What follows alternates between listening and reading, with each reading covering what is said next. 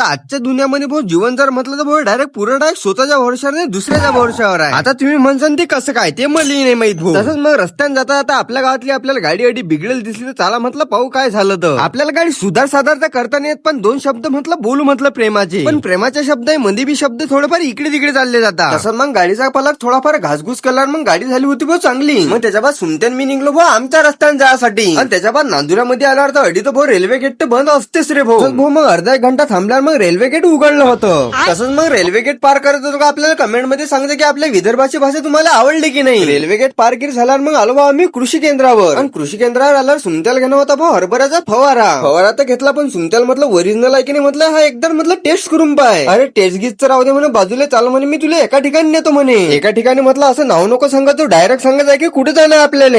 असं जाणार बा फक्त म्हणे नाश्ता मारायला येणं होतं आपल्याला अडी तर म्हटलं सगळ्यात जास्त तर मला कळीच गरम होत राहिली. कळी राहू द्या बाजूला पहिलं म्हटलं नाश्ता मारून घेऊ द्या. नाश्ता गिष्टा मारल्या बाद मग निघलो बा आम्ही घरी जायसाठी. चला मग आजच्यासाठी एवढंच, मग लवकरच भेटू आपण पुढच्या ब्लॉक मध्ये.